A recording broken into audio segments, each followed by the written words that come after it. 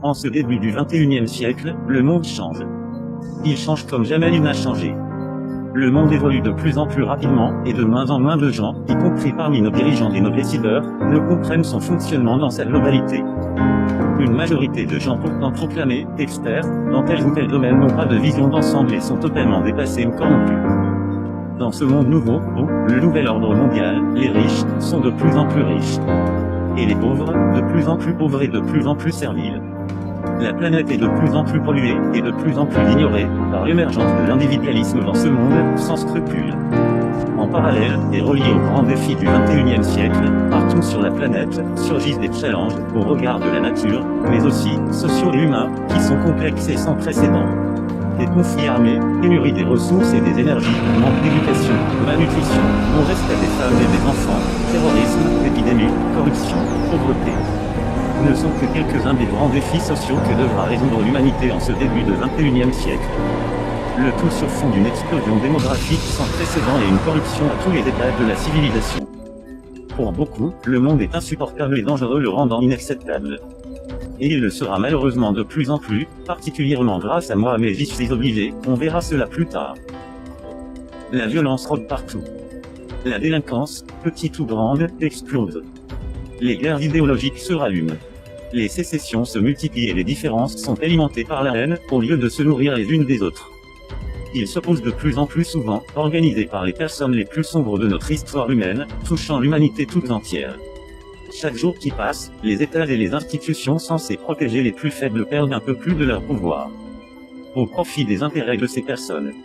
Le monde va de plus en plus mal et il sera de plus en plus difficile d'y vivre. Nous sommes presque, tous égoïstement, perdus à essayer de gérer au jour le jour, nos petites vies. Nous oublions que nous aurions tous un intérêt commun à regarder vers l'extérieur, à penser un peu plus aux autres. De manière globale et surtout à long terme. Alors vous vous dites peut-être que c'est un peu de votre faute ou celle de votre voisin. Eh bien vous vous trompez. Vous n'êtes pas coupable mais vous avez la réaction attendue par certains, pour progresser dans un plan préparé à l'avance. Rien n'est de votre faute. Mais par contre, une fois que cette vidéo est en votre connaissance, et que la réponse vous sera apportée, vous devez changer. Individuellement, nous avons tous la responsabilité morale d'en prendre conscience, d'aider notre prochain et de tout faire pour construire un monde meilleur à léguer à nos enfants. Chacun à notre niveau, nous nous devons d'agir. Alors pourquoi? Pourquoi tout va mal? Pourquoi le monde meurt? Pourquoi l'injustice? La pauvreté? La faim? La violence? Pourquoi un monde qui va mal, pourrait convenir à des personnes dans le monde? Maintenant. Voici la réponse que vous attendez.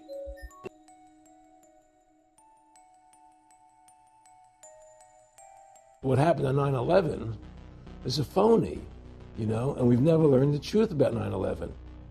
The whole agenda is to create a one-world government where everybody has an RFID chip implanted in them. All money is to be in those chips.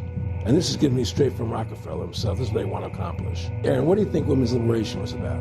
We, the Rockefellers, funded that. We funded women's lib. They do whatever they want to do. What we want doesn't matter anymore. It's their agenda, it's their plans that matter. They have all the money they want. They can make all the money they want.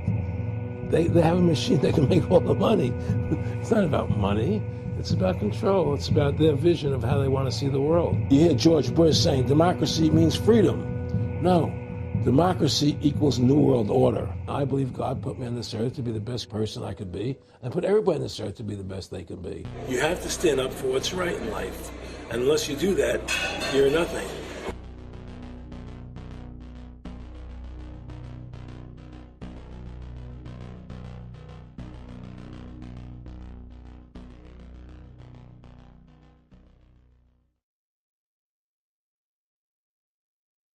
Award-winning filmmaker turned freedom fighter, Aaron Russo was an amazing individual. He'd been battling cancer for more than 3.5 Écoutez bien cet homme. Aaron Russo, un homme, atteint d'un cancer vous dit la vérité sur son parcours. When he began making America Freedom to Fascism, that he shot, directed, edited, pretty much on his own with just the help of a few people. An amazing individual. A long life of award-winning films, of hard work, and for standing up for the Bill of Rights and Constitution. When we first went and shot this interview, I put it out on the web for free. but parts of it have never been seen. So here today, you're going to have a chance to see the in-depth interview, the final interview with Aaron Russo. But his important work lives on. You know, he made one of the definitive films exposing the elite that control this nation and the world, the private Federal Reserve. And the information he put out 2 years ago rings more true today than ever. And his film, America, Freedom to Fascism, and Mad as Hell, and the other great works he did just continue like ripples in a pond to light bushfires in the minds of men and women everywhere. So this film is dedicated to the one, the only, Aaron Russo. You rolling? I'm honored to be interviewed by Alex Jones, a truth seeker, fighting for justice in America. Now he's charming me. He's getting me all smiling.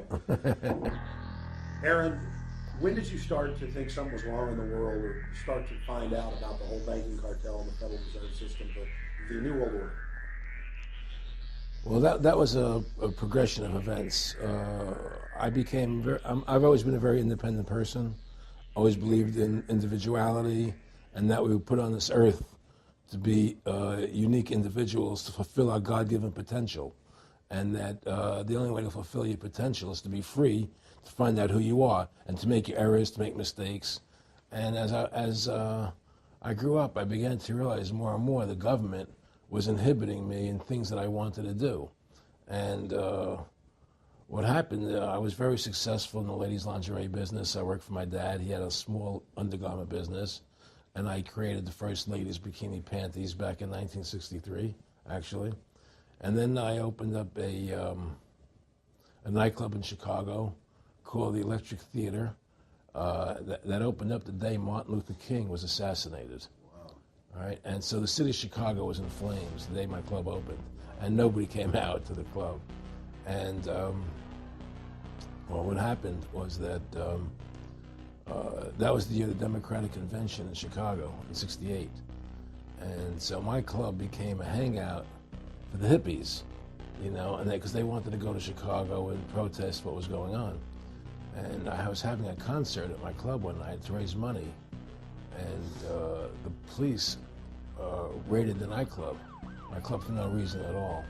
And I was standing outside in my office overlooking the street, and I saw all these paddy wagons pulling up in front of my club. And I was a 24-year-old kid.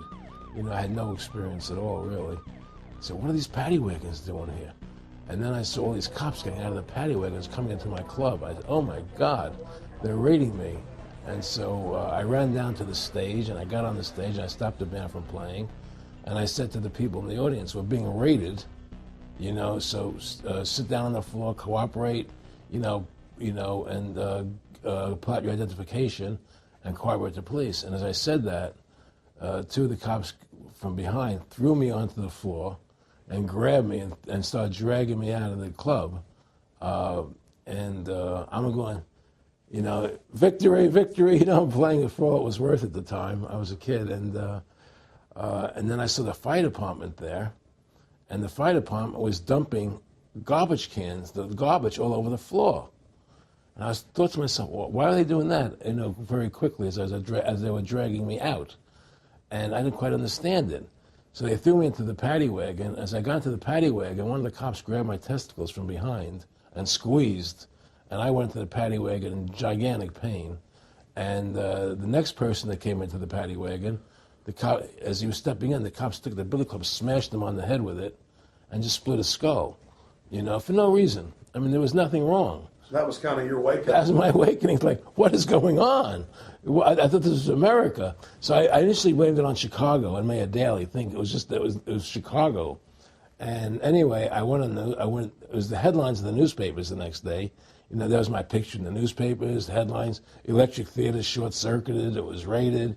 And in the article, they went ahead and they said that the reason they raided the club was because the fire department came there and saw it was messy, full of garbage, and the hippies started attacking them, which was totally not true. Those dirty hippies? It was totally false. You know, it was a complete fabrication. So they ran a false flag on you. They framed you. Yeah, of course. You know, and I was in shock. I said, people lie like that? People actually do these things? I couldn't believe it. You know, it was an awakening to me. And I went on television, I told people on television that they lied. Nobody cared. Nobody cared what the truth was. You know, it was shocking to me. And then a week or 2 weeks later, I forget exactly what it was, two cops come to see me, a lieutenant and a sergeant, a captain and a sergeant. And they said, Mr. Russo, we're sorry if you got hurt that night at the club in the raid, but we're here to tell you that if you want to keep the club open, it's going to take $2,000 a month, and we're going to come see you once a month, and whenever we have to raid you, we're going to call you, you know, and we'll let you know we're going to come in tonight and raid you. This was mafia. Well, the police mafia, Yeah. you know. And actually, it was actually more interesting than that. They said, listen, there's the A plan, there's the B plan, and there's the super deluxe plan. And this one, of course, each one will cost you that much money a month. Which one do you want? What was the super deluxe? That's the one I took. That was a $2,000 a month plan. And I took that plan, and I paid them $2,000 a month, and they left me alone. And whenever they were going to raid the club, they would come there, we're going to have a phony raid tonight, you know, just to look good for the people in the neighborhood, you know. So that was your first big education? That was my education into corruption in government, you know, but I really thought that was basically Chicago. I didn't realize it was the whole country was like that. And so that was my wake-up call, that people lie and cheat and steal. And I thought everybody was always honest and nice and decent, and I had no idea about any of these things. Well, what happened with me was that they finally one day they came to me and they said, look, we can't take your money anymore. I said, why, what's up? What's going on? I said, we have to close your club. There's elections coming, and the aldermen in the neighborhood don't want you open anymore. So we can't take your money. So I had to go to court and fight them, and they were trying to close the club. And then one night there was a fire, and the club never reopened again. The club just closed, and that was the end of the club. And they burned me down. And that was the end of my experience. And then I moved back to New York, where I met Bette Midler, and I ran into her at a little nightclub she was playing called the Improv, and I thought she was fabulous. And through a series of events, I began managing her. And as soon as I started managing her, her career took off like a rocket. You know, it was just fortuitous, I guess. And we became very, very successful. And through managing Bette, I started producing shows on Broadway where I won the Tony, and I produced a television show where I won the Emmy with Dustin Hoffman and Bette, you know, and then I produced The Rose for her, where she got Academy Award nominations. And then that led me to producing Trading Places, which everybody knows, you know. I think it's the best Eddie Murphy movie. Well, it's a good one. I don't know if it's the best, but it's a really good one. And I'm very proud I made that movie. And so in my mind, I feel as if I've made a classic comedy in Trading Places, a classic musical in The Rose, and a classic documentary in Freedom to Fascism. You know, so I'm very proud of my work that I've done as a filmmaker. Aaron, why do you do this? What's the philosophy of your life? What do you think life's all about? I think the importance of life is to like yourself. If you don't like yourself, nothing means anything. To like yourself means you have to respect yourself.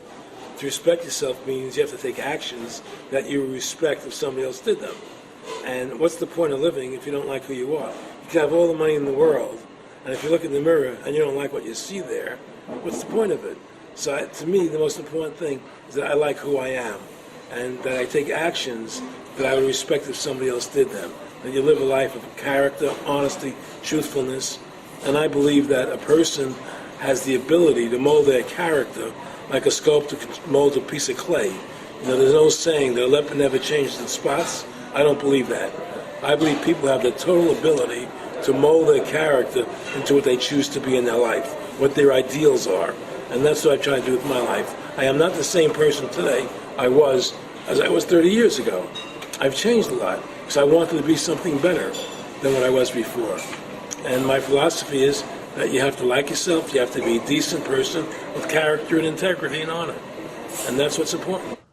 Back in the late 80s, I was a pretty big silver trader and gold trader. And I don't think I've ever told this story on tape before. I was a pretty big silver and gold trader. And I always paid my taxes.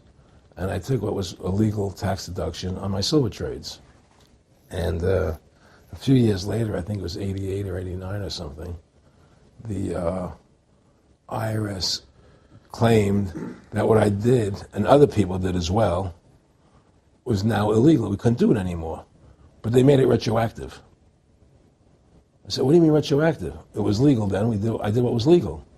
I said, yeah, but now we're making it illegal retroactively. And that's not good. So you owe us $600,000 or $800,000. For what? It was legal. How could you make something retroactive? Change the law backwards in time. It makes no sense. Well, we're doing it. And so everybody said they can't do that. So we went to court, a class action lawsuit. And the judge agreed with the IRS and said they could do it retroactively.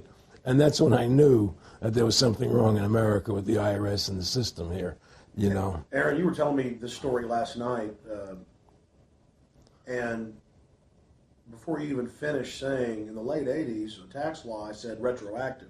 And I knew that because they literally ruined my dad, but he paid. He didn't know. He still thought this was America. And it was legal tax law, what you're supposed to do. They said retroactively you owe, and with, not just retroactive, but they said you also have penalties and interest. That's right. So how do you have penalties and interest on something when they retroactively changed the law? Well, first of all, they can't retroactively. How can you do anything retroactively? Penalties and interest are a farce. The whole thing, because they do whatever they want to do. And that's when I realized America is not America. It's not the land that I was taught it was. Because they can do whatever they wish to do. And there's nothing the citizen can do about it. Now, you've made America Freedom to Fascism. I want to walk through that film, and I want to encourage everybody out there to get a copy of it on DVD. It was also in theaters around the country, and I think the best film out there on the Federal Reserve and the IRS and the whole banker scam, and I want to discuss that with you here. But I wanted to go back a little bit to the point that we discussed last night, where you don't advise people to not pay. And I do the same thing. People say, well, wait, you're saying it's a scam, but you're saying go ahead and pay it. And I like the way you summed it up. Well, it's really fairly simple. I mean, since making that movie, you know, many people come to me and ask me whether they should pay their income taxes or not, you know, and I never advise people not to pay. And the reason I tell them, I said, look, I've done a lot of research. The Supreme Court has ruled that the IRS has no authority. The 16th Amendment did not give the IRS the authority to tax your labor and your wages. That's a fact. All right, the Supreme Court is the law of the land, you know, and the IRS does not trump the Supreme Court. However, that being the case, the fact is, if the mafia would come to you and say, we want $2,000 a month or we're going to hurt you, I would not advise you not to pay them, because you may get hurt by not paying them. Whether it's legal or not doesn't necessarily matter. You're going to get hurt if you don't. It's the same thing with the IRS. They can hurt you. They can put you in jail. They can torture you. So if you don't pay them, you may get hurt. So I never advise people not to pay. You know, I tell people, yeah, pay your taxes. Look what happened to Congressman Hansen. Yeah, Congressman Hansen's a great example. Pay your taxes. But you know what? Shut down the Federal Reserve System, and eventually you won't have to pay those taxes anymore. See, the IRS is a symptom of the problem. The real problem is the banking industry and the bankers in this country. That's where the real problem lies. That's the root of our problem. Well, that's why we've lost America, okay? So, yeah, pay your taxes, because if you don't pay them, you might get hurt. And I've heard all the arguments, you know, what tax protesters say and so on and so forth. And I don't call them tax protesters. I call them the tax honesty movement, because they're being honest, you know, at least. But the fact of the matter is, you're being forced, you're being compelled to pay it, because you're facing jail sentences, you're facing time, you're facing corruption of the courts if you don't pay, right? And so you pay it, because you just like you'd pay the mafia. But with the mafia, at least you have the government to call and try and help you to get past the mafia, to protect you. Here you have nobody to protect you. The American people are living in a matrix. They don't understand the truth of how things are working in this country, you know? And let me give you an example of what I'm talking about. The very fact is that if you ask 100 people on the street, what kind of government is America supposed to be? 99% of them will tell you a democracy. America is supposed to be a democracy. But that's a lie. That's an illusion. The word democracy is not written into the Constitution at one time. It's not in the Bill of Rights. It's not in the Declaration of Independence. The Founding Fathers hated the idea of a democracy. They thought it was the worst form of government there is. And I agree with them, because in a democracy, 51% of the people control 49% of the people. If you're part of the 49%, you're not free. America was founded as a constitutional republic. And in that constitutional republic that we have, 99% of the people can't take away the rights of 1%. You have your rights because you were born with them. You have God-given human rights that nobody can take away from you. The government, the majority, no matter who they are, I can't take away your rights. And that's what our founding fathers gave us. But the psychological operations that they do to us, they make us believe that we're a democracy and that majority rules, you see? And they want you to believe that. Because then they tell you this poll says this many want this and this many want that and this many want this, and it doesn't have anything to do with anything. Well, Hitler was elected. Hitler was elected. Hitler did everything legally. And in a constitutional republic, a minority is protected against a majority. Wasn't it Benjamin Franklin, to paraphrase, that said democracy is two wolves and a sheep voting on what's for dinner? Exactly. And then he also said, in a republic, the sheep would have a gun to protect himself. You know, and that's the truth. America's not a democracy, but you ask the most intelligent people what form of government America is supposed to be, they'll say democracy. Because that's what they've been brainwashed. They've been psyoped into believing that. They believe that we're in Iraq. They believe we're in Iraq to promote democracy. The word democracy, you hear George Bush saying democracy means freedom. No, democracy equals New World Order. Democracy equals slavery. The word democracy is not synonymous with freedom. It's the opposite of freedom. Democracy is the worst form of government you can have because it's majority rule. And the government can tell you exactly what they want to tell you to do because the majority wants it. I don't care what the majority wants. I live my life as I choose. And if I don't commit violence, theft, or fraud against another human being, I can live my life as I wish. That's my choice. And if I'm allowed to make mistakes, because when you make mistakes, you learn from them. You grow as a human being. We're put on this earth to become the best individuals we can be, to fulfill our God-given potential, right? We're not here to put on this earth so that the government can tell us how to live our lives and what we must do. We put into these systems and these paradigms. No. The same thing in health. You know, if you're sick, you have to have a certain protocol. Nonsense. You know, be individuals, think for yourself, have critical thinking, you know. And so what's happened is that because they've taught everybody that we're a democracy, which is not true, now, so then in 1913, they bring the Federal Reserve System into being, right? And now you have this Federal Reserve System, which then in 1913 got the right to create money for the government, when before that the government created its own money. Now the government, when it needed money, had to borrow it from this private bank called the Federal Reserve, which is a private bank owned by individuals, incorporated in Delaware. And so what happens is... De plus en plus de gens commencent à comprendre que 99% de la population mondiale est contrôlée par une élite du pourcentage restant. Mais qui contrôle cette élite de 1%? S'agit-il d'une simple théorie de conspiration qui attribue ce rôle à la famille Rothschild? En effet, la famille Rothschild semble littéralement tout dominer, même l'élite du 1%. Examinons donc cette affirmation à la lumière de la liste suivante. Cette liste du moins devrait être irréfutable. Elle n'énumère que les banques détenues et contrôlées par les Rothschild. Attachez vos ceintures. C'est parti. Now, the government borrows money from them to fund the government. Then the government says, well, we have to pay these people interest. How are we going to pay them interest? Let's impose a tax on the labor of the American people, which never existed before, to pay the interest to the bankers. In fact, in 1980, Ronald Reagan said not one red cent of your income tax money goes to run the country. It all goes to the Federal Reserve. Well, it was the Grace Commission report that said that not one nickel goes to the infrastructure of the country. You know. I guess Reagan quoted that. Then, right. And so, but the point I'm trying to make is that by creating this Federal Reserve System, the government now became dependent on these private banks for money. And they started taxing us You see? And so now what happens is that in 35, I believe it was, Social Security started. And they gave you Social Security cards, said not to be used for identification, the Social Security number right on the card, right? And through Social Security, they started deducting money out of your paycheck. That was the first time they were ever could take money out of your paycheck, because people agreed to it because they thought it was going to their retirement fund. And so then when they instituted the income tax again, they started taking money out of your paycheck because Social Security could do it. And then they could do it again.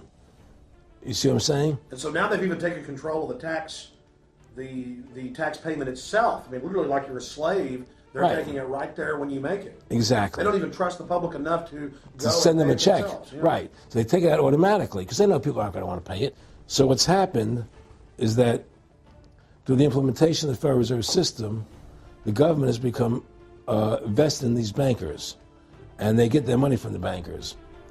And so then they impose a tax on us, which makes us more slaves, makes it more difficult for us to survive, right? Giving them more profits.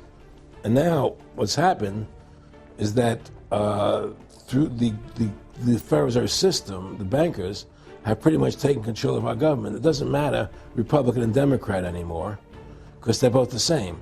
Neither one of them are talking about shutting down the Federal Reserve System or stopping the payment of taxes, you know, or any of the big issues that face Americans, right? So I had a friend, Nick Rockefeller, okay, who's one of the Rockefeller family, and he, when I was running for governor in Nevada, he came to me, introduced himself to me to an attorney, and we became friends. We started talking about things, and I learned an awful lot from Mr. Rockefeller. À la lumière de ces faits, on peut au moins comprendre l'affirmation selon laquelle, en coulisses, la dynastie Rothschild est sans aucun doute la famille la plus puissante de la Terre. Leur richesse estimée s'élèverait à 500 billions de dollars. Aucun être humain ne peut rationnellement comprendre ce chiffre, car 1 billion est égal à 1 million de fois 1 million. 500 billions de dollars serait alors 500 millions de fois 1 million de dollars, donc un 5 avec 14 zéros. Bien évidemment, il est impossible de prouver de manière pertinente cette somme estimée. Avec des actifs de cette ampleur, ce patrimoine se comporte comme les bas-fonds de l'océan. Il est à la hausse et à la baisse à tout moment, dans des proportions incroyables.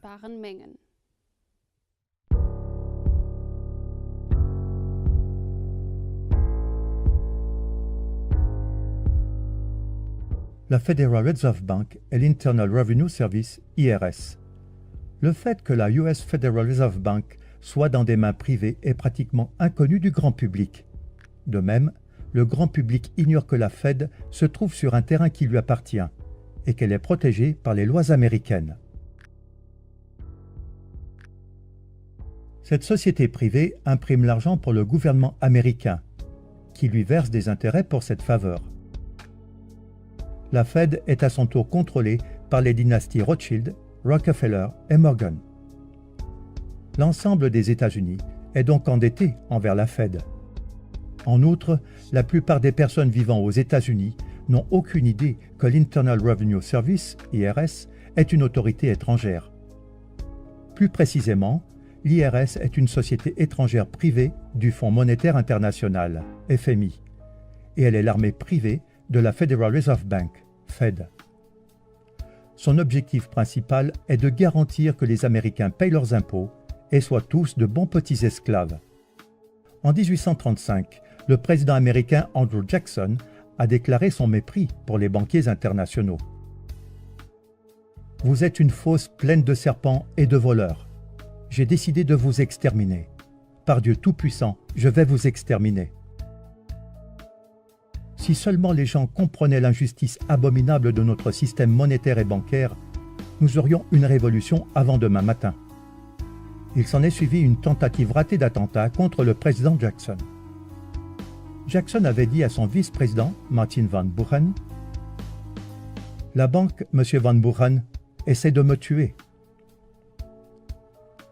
Ce sera le prélude d'une série d'intrigues qui marqueront la Maison-Blanche pendant encore des décennies. Les présidents américains Lincoln et John F. Kennedy ont tous deux été assassinés dans leur tentative de libérer le pays des banksters. Les mégabanques du monde. Il y a deux mégabanques qui offrent des prêts à tous les pays du monde.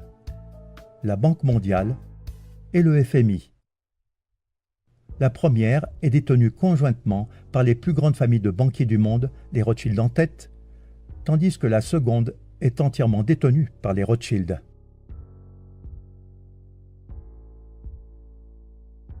Ces deux mégabanques offrent des prêts aux pays en voie de développement et utilisent leur taux d'intérêt presque impossible à rembourser pour s'emparer de la prospérité réelle, les terres et les métaux précieux.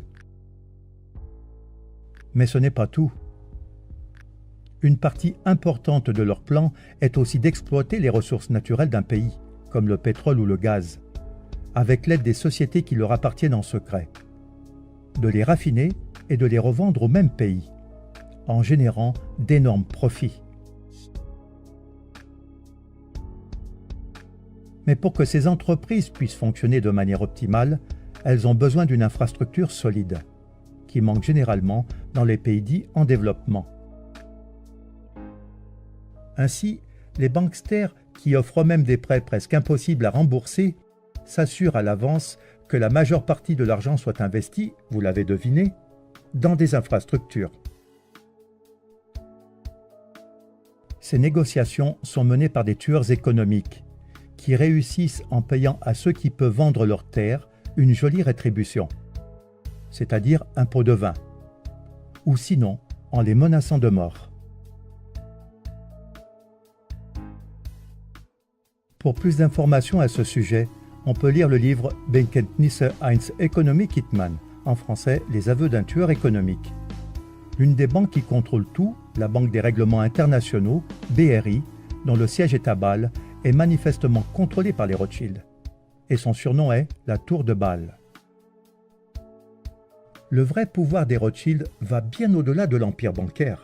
Si vous n'avez pas encore été étonné par la puissance des Rothschild, et vous l'êtes certainement, veuillez noter qu'ils sont derrière toutes les guerres depuis Napoléon. C'est le cas depuis qu'ils ont découvert à quel point il est rentable de financer les deux parties d'une guerre, et depuis lors, ils le font tout le temps.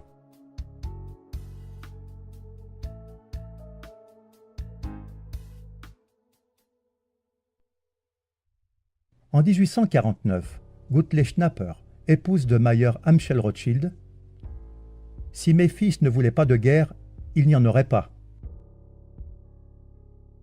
Le monde est donc en guerre parce que c'est très profitable pour les Rothschild et les banksters leur alliés parasites. Et tant que nous continuerons à utiliser leur argent, le monde ne vivra jamais en paix. Il est important de noter dans ce contexte qu'il s'agit d'une société secrète sectaire et non d'une conspiration juive, comme beaucoup le pensent et se laissent conduire à la discrimination raciale. Même si ces banksters se disent juifs, ils ne le sont pas. Car le vrai juif n'a pas le droit de revendiquer des intérêts, selon Genèse 25, verset 37. Tu ne lui donneras pas ton argent contre des intérêts, et tu ne lui donneras pas ta nourriture contre un supplément. Il est choquant pour beaucoup de découvrir que les États-Unis d'Amérique sont une société dominée par des étrangers. Son nom d'origine était Virginia Company et elle appartenait à la couronne britannique.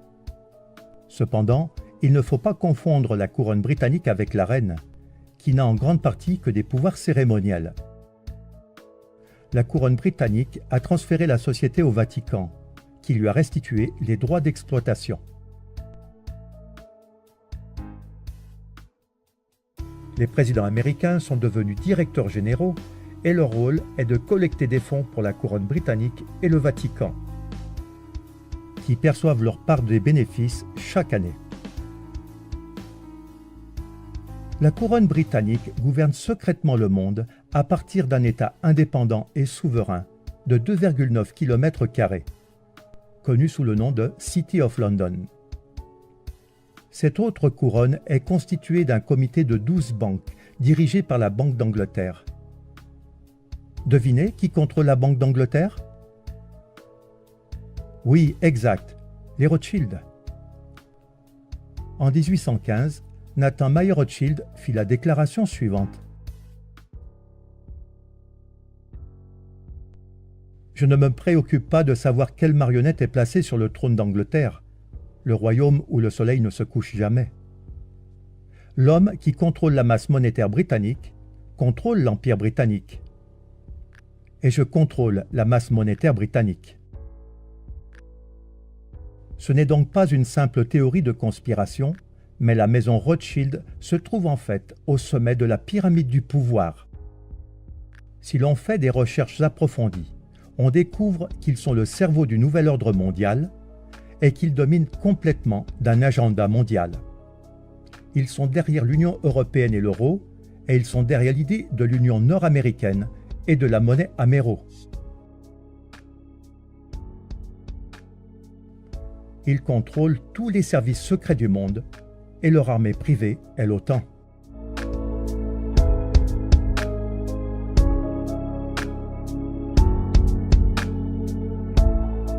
One of the things that we used to talk about was the ultimate plan of the banking industry, what they wanted to accomplish.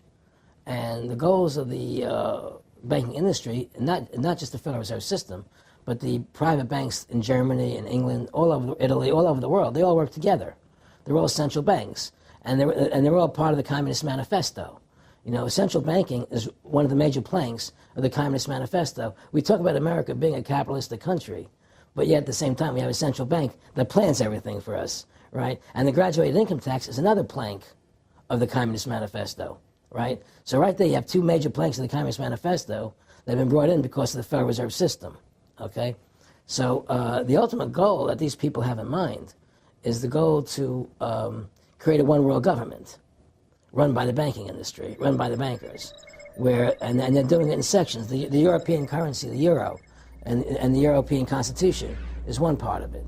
Now they're trying to do it in America with the North American Union, right? And they want to create a new currency called the Amero, right? And the whole agenda is to create a one-world government where everybody has an RFID chip implanted in them. All money is to be in those chips, right? There'll be no more cash. And this is given me straight from Rockefeller himself. This is what they want to accomplish. And all money will be in your chips. And so instead of having cash, anytime you have money in your chip, they can take out whatever they want to take out whenever they want to. If they say you owe us this much money in taxes, they just deduct it out of your chip digitally. Total control. Total control. And if you're like me or you, and you're protesting what they're doing, they can just turn off your chip. And you have nothing. You can't buy food. You can't do anything. It's total control of the people. And that chip's connected to a database that has your purchasing records, what you do, what everything, you sell. Everything is in there, you know? And so they want a one-world government controlled by them, everybody being chipped, all your money in those chips, and they control the chips, and they control the people. And you become a slave. You become a serf to these people. That's their goal. That's their intentions. More than a decade ago, I began getting secret government documents, and we published them, where the feds were training the local police and the military that gun owners, conservatives, people that made frequent references to the U.S. Constitution were terrorists. That's a quote. But in 2009, it broke into the national media when we received the secret MIAC report from a state police officer, and that was in the state of Missouri, but the feds had written it, demonizing Ron Paul, people that wanted to end the Federal Reserve, people that wanted liberty and freedom. And now more secret reports have been released, like the Department of Homeland Security report, which the feds admit they wrote, that says returning veterans are the #1 terror threat in America, that gun owners are part of that #1 threat, that people buying ammo are the #1 threat. Think about this. You have these private bankers overthrowing the United States, and they're secretly training the police that gun owners and patriots and veterans are the #1 threat. So they're saying the American people that follow the Constitution and Bill of Rights that'll actually stand up against this tyranny are terrorists, because they are the terrorists. They are the criminals coming in with a corporate takeover, a hijacking of the nation. Eric, can you be specific about when you met Rockefeller, how it happened in these discussions? I met Rockefeller through a female attorney I knew who called me up one day and said, one of the Rockefellers would like to meet you. I had made a video called Mad as Hell, and he'd seen the video and wanted to meet me and knew I was running for governor of Nevada. So sure, I'd love to meet him. And I met him, and I liked him, and he was a very, very smart man. And we used to talk and share ideas and thoughts. And he's the one who told me 11 months before 9/11 ever happened, that there was going to be an event. Never told them what the event was going to be, but there was going to be an event, and out of that event, we were going to invade Afghanistan to run pipelines from the Caspian Sea. We were going to invade Iraq, to take over the oil fields, establish a base in the Middle East, and make it all part of the New World Order. And we'd go after Chavez in Venezuela. And sure enough, later 9/11 happened, and I remember he was telling me how how you're going to see soldiers looking in caves for people in Afghanistan and Pakistan and all these places, and there's going to be this war on terror, which is no real enemy, and the whole thing is a giant hoax, but it's a way for the government to take over the American people. He told you it was going to be a hoax. Oh yeah, there's no question. He says there's going to be war on terror, and he's laughing. There's no who are we fighting? I mean, why do you think 9/11 happened, and then nothing's happened since then? Do you think that our security is so great here that these people who pulled off 9/11 who were able to can't knock down another plane? Come on, it's ridiculous. 9/11 was done by people in our own government and our own banking system to perpetuate the fear of the American people into subordinating themselves to anything the government wants them to do. That's what it's about, and to create this war, this endless war on terror. And that's why and that was the first lie. And the next lie was going into Iraq, to get Saddam Hussein out with his weapons of mass destruction. That was the next lie. Now, specifically, this was a little over 6 years ago? This was 11 months before 9/11. Yeah. And Nick Rockefeller, who's a lawyer, he's become your friend over the previous years, and he's saying to you that there's going to be this big event, and then out of that we're going to have a war on terror, and it's just going to go on and on. Right. An endless war on terror without any real enemy. That you can never define a winner. And did he say that it's going to be perfect because you can't define an enemy? It just goes on? Yeah, because you can't define a winner. There's no one to beat, so it goes on and on forever. And they can do whatever they want. They scare the hell out of the American public. Look, this whole war on terror is a fraud. It's a farce. It's very difficult to say it out loud because people are intimidated against saying it. Because if you say it, they want to make you into a nutcase. But the truth has to come out. That's why I'm doing this interview. The fact of the matter happens to be that the whole war on terror is a fraud. It's a farce. Yeah, there's a war going on in Iraq because we invaded Iraq. And people over there fighting, But the war on terror, that's a joke, And until we discover what really happened on 9/11 and who was responsible for 9/11, because that's where the war on terror emanates from. That's where it comes from. It was 9/11 that allowed this war on terror to begin. And until we get to the bottom root of 9/11, the truth of 9/11, we'll never know about the war on terror. Aaron, you said that he was, and I think it's important, and I know this about the Rockefellers from Dr. Dennis Cuddy and many others who literally, you'll be 20 years old in a lunch line at college, and it was David Rockefeller. And here's here. I mean, they're experts at recruiting and getting what they call players, and that clearly he was.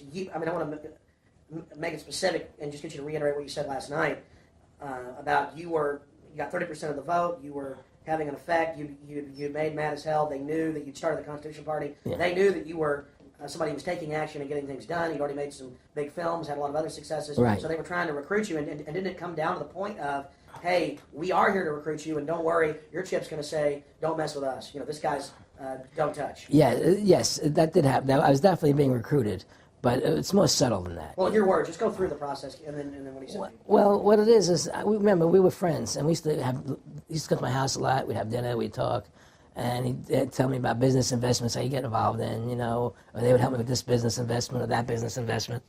And was I interested in joining the Council on Foreign Relations?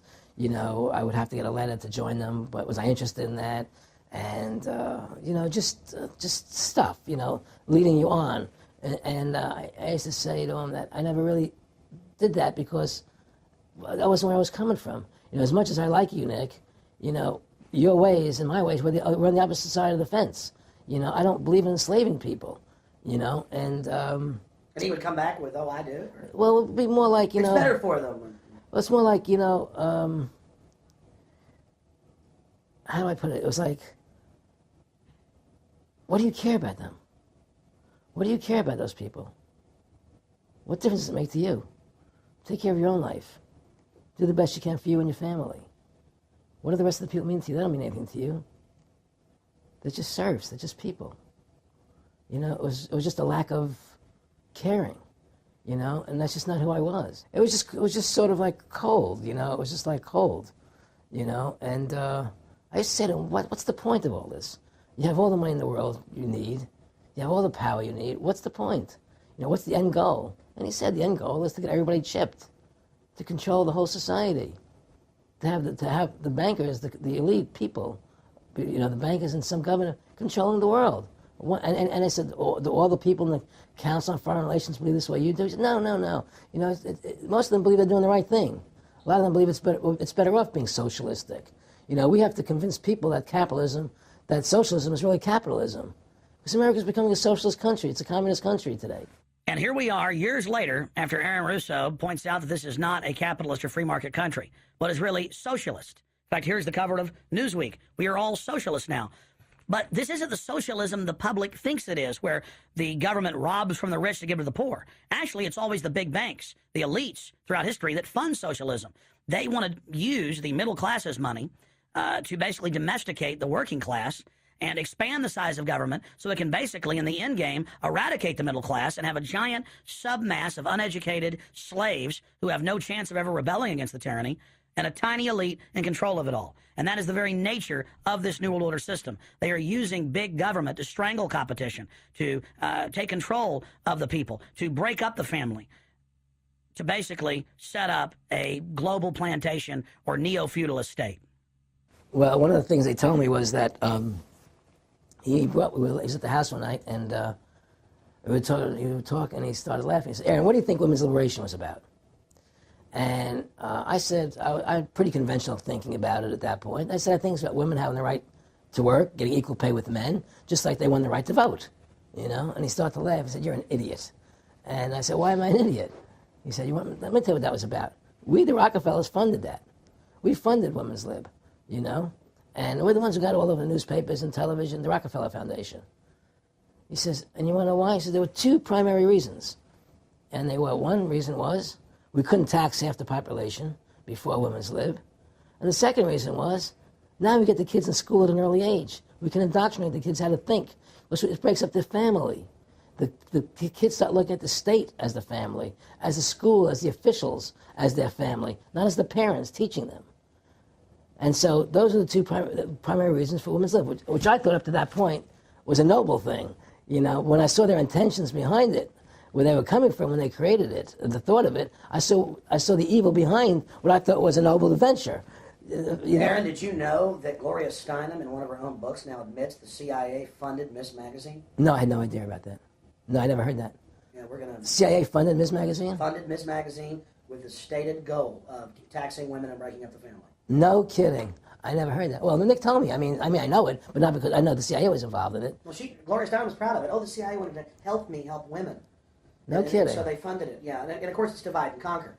Right, and what they do is they focus in, obviously, on real problems. Women were getting shafted in many ways, but the elite wasn't planning to help them. They were planning to really shaft them and take men away from them. Look at what they did with black families. You only had about 10% illegitimacy 50 years ago in black communities, and now it's over 90%.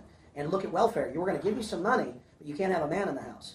Right. And so that was further to degrade the family. Totally destroyed. And now illegitimacy is over 50% in the general population. Right. Well, see, the whole thing is these people control the money, so they make all the rules.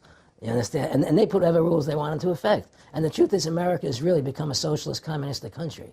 And everybody says it's a capitalistic country. It's not a capitalistic country. You know, how could it be capitalistic when you have a central bank? That's the first. It can't be. You know, it's a planned economy. It's a planned economy. It's a phony. If they want to create prosperity, they just print dollars. They just make dollars or put digits into the economy, and then now you have prosperity. You don't have real prosperity. You don't have real manufacturing. You just have money being injected in. It's an infusion of credit, which only makes the government go into more debt. Into more debt. The Federal Reserve is poison to our country. Of course it is. It's poison. Whoever makes the money makes the rules. Rothschild said that, and they make the money. Why are we allowing these private bankers to make the money for our country? It makes no sense. Why are we paying interest to these banks to make money for us when the government can do it itself without paying interest and without all that debt? There's no answer to that question, and it's the question no politician will raise. Everybody talks about America's debt, how much debt we're in. We're in debt because we have to borrow money. But we don't have to borrow money. They designed it so we go into debt. Exactly. We can create the money and back it by gold so they can't create too much of it. So you don't have the inflation. And do what the founding fathers gave us. But instead, the bankers make the money, they control the government, they buy the politicians, they tell us who gets into office. You have computer voting, that's a fraud. They do whatever they want to do to us. They do whatever they want to do to us, and it has to stop. My friendship with Nick Rockefeller was one where we expressed ideas to each other and thoughts and philosophies, and he wanted me to become part of what they were doing, and for me to become a member of the CFR, and offered various business opportunities for me to get involved in, and for me to not take up the fight or the battle that I've been taking up in the past. You know, to drop that idea, because what was the point of my fighting for the people? I was a guy who was very successful in the movie business, and I saw the truth of what was happening. I tried to express it to the people, and rather than having me express it to the people, they wanted me to join their side because I was a mover and a shaker, and rather than me opposing them, to join them. It was real simple, and he tried to recruit me into that situation, and I didn't go for it. Did he get angry when you didn't go for it? No, no. And, you know, it's like, you know, I remember one time he said to me, you join us, so you have an ID card there, and, you know, you have a chip, and your chip will say KMA on it. And I said, what does KMA mean? He said, it means kiss my ass. And anybody stops you, a cop or whatever, and you show them your card or your chip, and they'll know to leave you alone, because you're one of us. One of the central pillars of tyranny is that the establishment is exempt from the laws that they pass for the rest of us. We saw it in Rome. We saw it with Hitler. We saw Richard Nixon saying, look, I'm the president. If I break the law, it's not illegal. We saw George Bush and Dick Cheney say that. We see Barack Obama continuing that, saying, I'm not going to give detainees real trials. I'm going to give them secret kangaroo military commissions trials, and we're going to hold them in secret camps, and I've got executive privilege. It's the same thing over and over again. And one example of hundreds that are out there was a story back in April of 2008 out of the Orange County Register. And this backs up exactly what Aaron's talking about with Mr. Rockefeller saying, I got a chip in my hand, kiss my ass. Here's just one example of hundreds. Special license plates shield officials from traffic tickets. And it goes on to say that 996,000 plus vehicles in California are exempt from no insurance, reckless driving, speeding, running through toll booths, running red lights, on and on and on. And who is it? It's state employees. It's federal employees that can go and get exempt. It's police. It's government bureaucrats above the very laws they try to enforce on us. This is tyranny. And so literally, all over the nation, they've tried to pass it in Texas but failed. They want it where the police are above the law, where the government officials are above the law, where they have immunity, where they can't be prosecuted for crimes. Congress exempts itself from most of the tax laws and other laws that they put on the rest of us. They're exempt from Social Security, and they get a pension that pays out on average 5 times what citizens get. Again, it's already happening. So the chip in the hand and saying they're above the law under the guise of national security, that's what the 1947 National Security Act and now this whole Homeland Security system is all about. Why are you fighting for the people for? What is that about? The people are just, you know, they have to be ruled. They have to be, you know, the Constitution, what you're standing for, is only for a few people. It's only a few individuals that can live that way, you know. And we believe that it's best for society to be ruled by an elite people who control everything. And I said, I don't believe that. You know, I believe God put me on this earth to be the best person I could be, and put everybody on this earth to be the best they can be, not to be a slave and a sheep to you and these people. And I don't understand why you want to control everything. What is the need for that, you know? And I asked them, do all the people in the Council of Foreign Relations feel the same way you feel? He said, no, a lot of them think they're doing the right thing. They think that socialism is the best way to go. They think that, that they're doing the right thing. But the people at the top, they all know the truth of what's happening. And that's what it is. So it's compartmentalized within the elite structure as well. Of course it is. Of course it is. I mean, all the people that are in the CFR, was that 2,000-3,000 people? I have to go to like Dan Rather. They don't know what's going on. They join the CFR because it's prestigious. They think it's good for business. It's good for this. You know, they don't know what's really happening. You know, the evil that comes out of it, that's emanating out of it. You know, and to me, you know, the biggest evil is what's happening right now. Because what happened on 9/11 is a phony, you know, and we've never learned the truth about 9/11. That's the question I wanted to follow up on. He tells you 11 months before there's going to be an event, all this is going to happen. What did you think on the morning of 9/11? Where were you, and did you think about Nick Rockefeller and what he had told you when you saw those towers fall? No, I was actually in Tahiti when 9/11 happened, and I got a call from my son. And my son said, the Twin Towers, they were just attacked, and they were falling down or something. So what are you talking? I was in Tahiti. I was asleep.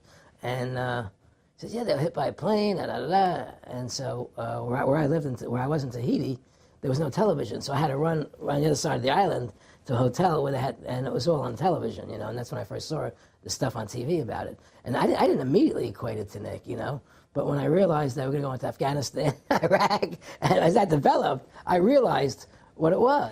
How could there be a war on terror and actually say that we're having a war against terrorism and leave the borders wide open? If you were the President of the United States, or I were the President of the United States, and 9/11 really happened the way they want us to believe it happened, the first thing you would do is shut down the borders so people couldn't get in the country to harm you. But they left the borders wide open because the bankers want the borders open because they want a one-world government. They want a North American Union. They don't want borders here. The 9/11 was only a manifestation. It was done to create a fear in the American public, right? So that we will obey what they want us to do. And take Richard Reed, the shoe bomber. Here's a guy who was 6'6", ugly as could be. I heard he smelled. Okay, he sits in coach on a plane, lighting matches to put his shoe on fire, surrounded by people. It's idiotic. If you were going to blow up a plane, you go into the bathroom, you close the door, and you put your shoe on fire. You're not going to sit there surrounded by people lighting matches on a no-smoking flight. They want you to believe this nonsense. It's ridiculous. 7/7's come out now, and the majority of the British people think it's an inside job, and all the evidence points towards it being an inside job. Yeah, I mean, what happened in England, London? Yes. All this is nonsense. It's just keep people in fear. It's this endless war on terrorism that doesn't really exist, so people will submit to whatever the government wants them to submit to. Searches, check your shoes, have ID cards, put chips in you, you know, where you become servants to the elite. That's what this is all about, you know? Restore America's republic to what it's supposed to be, get the bankers out of our government, get the bankers out of our government. Government should stop borrowing money from the banks. Government should make its own money, restore the republic, individual freedoms. That's what this country's about. And until we do that, we're gonna be slaves. I mean, to me, I see people like Bill O'Reilly on television, right? And I see how much they control the media. Like there's this girl on Bill O'Reilly the other night from an organization saying the world can't wait. And this girl was spot on. Everything she was saying was the truth. And all Bill O'Reilly could do was call her a lunatic. He couldn't challenge the facts. They just call people names. They can't, and until we just find that, look, this world, we're heading into a world of danger, possible nuclear wars, you know, because the banking industry is trying to take over the world. 9/11 is the beginning of the war on terror.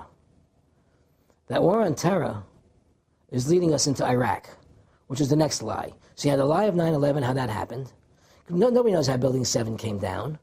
Okay, we know 9/11 was a fraud. The American people don't know it, but more and more of them are believing it. Okay, so that was the first lie. Besides the inception, I'm not going back to the inception of the Federal Reserve, that original lie. But 9/11 was the first lie in this present state we're in. 9/11 is the kickoff of the war against the American people and the people of the world. 9/11 was a phony. It's a fraud. It didn't happen the way they told us it happened. Now, because of 9/11, we then had the authority to go into Afghanistan and Iraq. Iraq didn't have weapons of mass destruction. Okay? So that was the next lie. Now they're talking about going into Iran.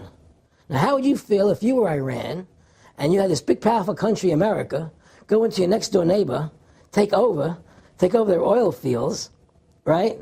Wouldn't you be worried that what they were going to do to you? Of course you're going to be worried. But the people of America don't think about it from Iran's point of view.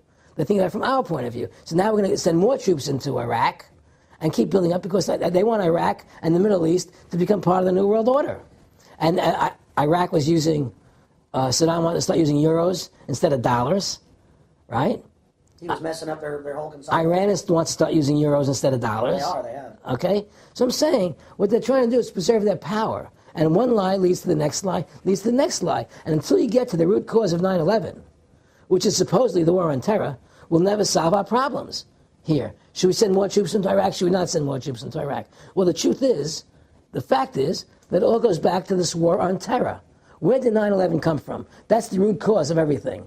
And until we have a full investigation, find out why Building 7 fell down, why they shipped all the steel out of America so quickly, you know, from the buildings, why all the things that don't make any sense about 9/11, until we find out why it really happened, you know, we'll never understand why there's a war on terror. And we'll never be able to prove that the war on terror is a phony. You know, Nick and I discussed many things. One of the things we discussed, or he brought up in conversation, was reducing world population and felt that there were too many people in the world.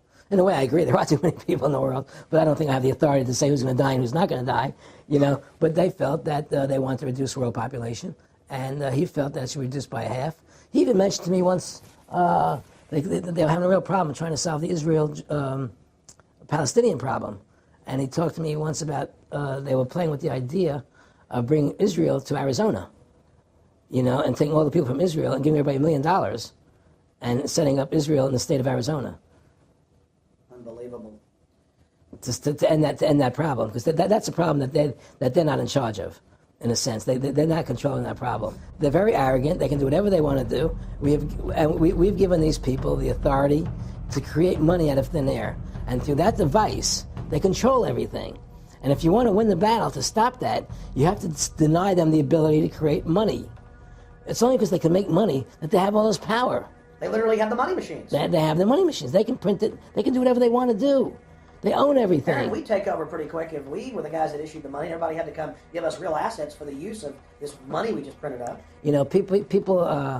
You know, I tell people, you know, why in the world does the American government borrow money from the banks when they have the ability to create it themselves without borrowing it and paying interest on it? Why? And nobody can answer that question. Not one politician ever raises that. Why does the American government borrow money when they can create it without paying interest? Well, we did create it up until 1913. And so people say, well, because if the American government does it, it'll create inflation. That's the answer. I say, well, let's look at it. The American government has the Federal Reserve do it, which creates the same inflation as if they did it. But also with the inflation, now you're getting massive debt. So with the Federal Reserve, you have inflation and debt.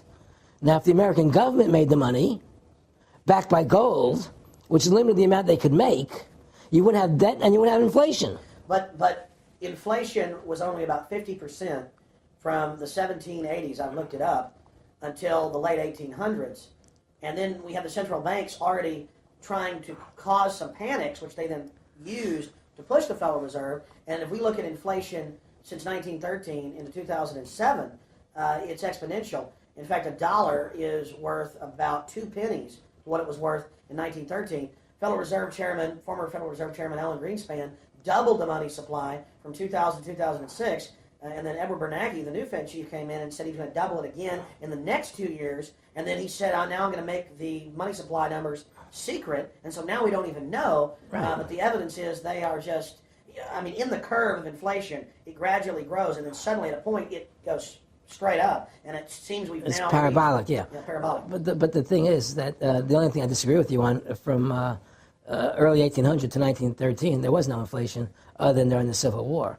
You know, when Lincoln was well, I'm talking about how much a dollar was worth. And I know it never changed. There was no inflation. In that whole 100 years, there was no inflation. People knew what the money was worth. They could retire. They knew what it would cost them to live their lives out. There was no problem. It was only since 1913, when the Fed came in, that we created massive inflation and massive debt. So then what you said earlier, then there really wasn't inflation. There was no inflation. So you don't get inflation when the government issues the money, at least in the U.S. history. Well, not if it's backed by gold. Well, exactly. But I'm talking about, and I did look this up, and I believe that if you look after the country was set up, and some of the things that with Andrew Jackson and the rest of it, there were points where it spiked and there were manipulations. There were points, mostly during the Civil War. Yeah. And that's because Lincoln printed so much money. Exactly. That's right. But once that ended, but basically there was no inflation other than that during that short period of time. I mean, a loaf of bread was a loaf, of course, the same thing. People could plan their lives. Today, they planned inflation. Now you have two parents working. They can't afford to pay for their family anymore. The kids are going to state-run schools now. The kids are being indoctrinated how to think. They're being given Ritalin. They're being given all these drugs. The whole country's being dumbed down. It's all because of the Federal Reserve System. And the Federal Reserve System and these bankers are responsible for the demise of America. And if we ever want to win this battle, you must shut down the Federal Reserve System. And we must shut down these bankers and restore sound money to this country. Will you talk a little bit about some of the families that own the private Federal Reserve, the stock in it? And I mean, obviously, you say you're not a big expert on Bilderberg Group, but you talk about how it's the same system worldwide. It is the same families. They meet and kind of set the policy each year, and then it goes to the Royal Institute of International Affairs in England, it goes to the CFR in the U.S., and then these are their management bodies where they wield control, really the de facto Congresses over the nation. So, I mean, I would like to get you to speak some about the families that own and run the Federal Reserve, and if you can't connect it into these other international bodies. Well, I can't speak to those families because I can only speak about, what I know for fact. Everything else is speculation, and I don't like to speculate. I know about Rockefeller because I was friends with him. We talked about it, and I can tell you firsthand. What did Rockefeller tell you about the Federal Reserve and their family owning part of it? Voici une information importante. Ce groupe, c'est un peu comme mon patron. Il regroupe l'élite mondiale qui choisira pour vous votre destinée.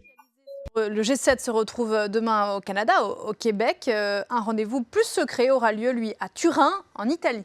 Les Échos évoquent la conférence la plus secrète du monde, la réunion du groupe Bilderberg, un club atlantiste ultra fermé, créé en pleine guerre froide par le milliardaire américain David Rockefeller.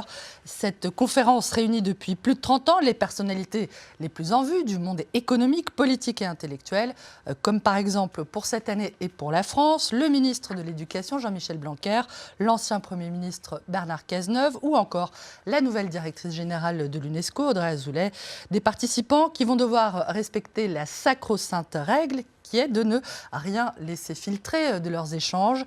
Une règle qui charrie d'ailleurs beaucoup de fantasmes et de théories du complot sur le gouvernement du monde et le cheval de Troie de la CIA en Europe, et c'est ce que rappellent les Échos. D'après Henri de Castries, l'ancien président de l'assureur français AXA, qui préside actuellement le comité directeur du groupe Bilderberg, cette confidentialité aurait pour but de maintenir, je le cite, la qualité des débats. Ce qui se dit au Bilderberg reste au Bilderberg, comme à Las Vegas. Well, he said the New York Fed is the main controlling interest of the Federal Reserve System. They control the bulk of it. So the New York Fed is really the Federal Reserve System. Even though there's 12 different banks, it's run by the New York Fed. And the New York Fed is basically the Federal Reserve System. So who's ever running the New York Fed is where, and the families that control it, control the New York Fed. And they're the main engine behind the Federal Reserve System. And that's a wing of the Bank of England.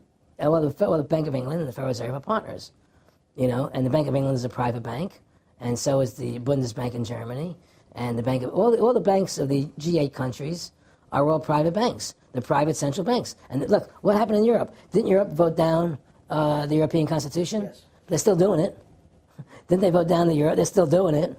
They don't care what the people vote. They do whatever they want to do. What we want doesn't matter anymore. It's their agenda, it's their plans that matter. Isn't that prima facie evidence of a tyranny? Well, there's no question we're in tyranny. There's no question we're living in a world where the American citizen is no longer a free individual human being to do the things that they wish to do. We're slaves, and it's getting worse. What do we got to do to bring these people down? In my opinion, you must shut down the Federal Reserve System. And I think that there has to be an uprising. There has to be an uprising. People have to stand up. I can't do it alone. You can't do it alone, Alex. And we need to get a majority of people, not a majority of people, but It was 5% won the war against the British, a highly motivated group. But I agree, people have got to get angry first. I mean, not just, yeah, we know it's corrupt and that lackadaisical. We got to get pissed. People don't seem to have the courage to do what they have to do, I want to say you've got a lot of courage. Well, thank you. I don't know if I have a lot of courage. I just have I want to thank you for what you're doing for my family. Well, I have a sense of conscience, and I have a sense of justice. I get nervous about what I do, but I do it because there's no other choice. I couldn't live with myself if I didn't do it, But the fact of the matter is, I've ostracized myself pretty much from Hollywood. People are afraid to deal with me in Hollywood a lot because of what I do and the things I say. I don't go along with routines. A lot of people in Hollywood know the truth. They're not willing to stand up and speak about it. And I know many of them have seen my movie, and they know I'm right, and they won't talk about it because everybody's afraid. Everybody's afraid because they think that this money they get, these Federal Reserve notes, are really money, and they think they have a comfortable lifestyle, and they're afraid to change. They're afraid to stand up for what's right.